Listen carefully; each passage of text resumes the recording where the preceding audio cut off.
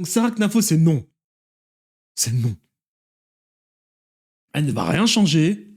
C'est une groupie, donc elle a aucune crédibilité. Et en plus de cela, c'est une femme, avec tout le respect qu'on doit aux femmes. Là, on parle quand même de jeux où il n'y a que de la sauvagerie, il n'y a que de l'agressivité, il n'y a que de la domination. Donc je vois pas ce qu'une femme pourrait faire face à ces personnes. Margaret Thatcher, elle a tenu, ça s'est mal terminé pour elle, elle commençait à délirer. Donc il faut arrêter avec Sarah Knafo. Elle ne va rien changer. Et les personnes même qui, encore aujourd'hui, après toutes les déceptions politiques en France, qui espèrent qu'une personne, un jour, arrivera et qui contrôlera l'appareil étatique, viennent les sauver, sont des personnes qui sont dans un déni abyssal. Je n'arrête pas de voir sur mon Twitter l'ascension politique d'un nouveau personnage en France, prénommé, dénommé Sarah Knafo. Je me dis, tiens, c'est intéressant.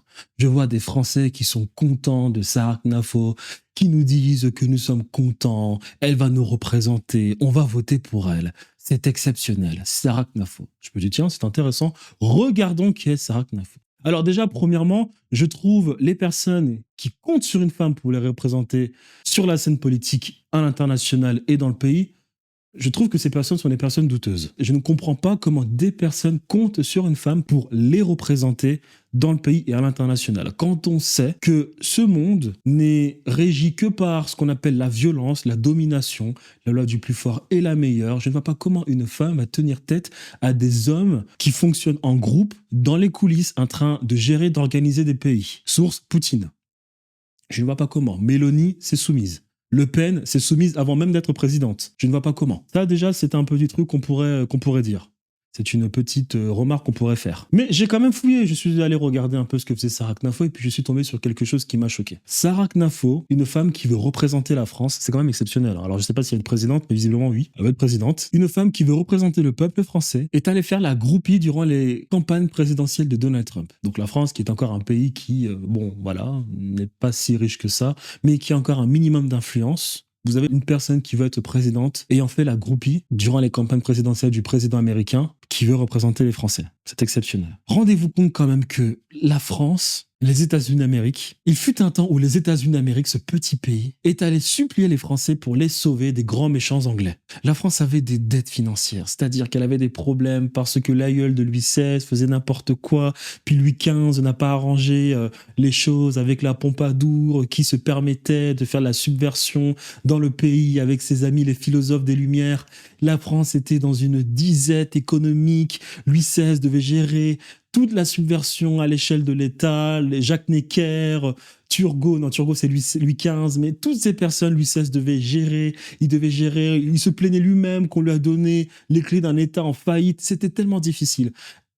Les Américains, Benjamin Franklin, sont allés voir Louis XVI et ont supplié le roi français, le roi de France, de venir les aider à défaire l'armée américaine, l'armée anglaise. On a dit non, Louis XVI, ne fais pas ça, il y a trop de problèmes en France. Il est quand même allé sauver les Américains en 1778 lors de la bataille de Yorktown. Donc vous avez les Américains, un petit pays qui doivent carrément leur liberté à la France. Aujourd'hui, ce pays méprise la France. Vous avez en plus de cela des dirigeants qui ne sont pas capables de s'affirmer face à des présidents comme Donald Trump, quand même. Donald Trump, mon Dieu. Donald Trump condescendant vis-à-vis de Macron. Vous avez des gens qui veulent devenir président, être des groupies d'un président condescendant vis-à-vis de la France, alors que son pays littéralement est libre grâce à la France. Non mais à partir de là, on peut pas. On peut pas accepter cela. Un peu de dignité, quoi. Un peu de dignité. Donc Sarah Knafo, c'est non. C'est non. Elle ne va rien changer.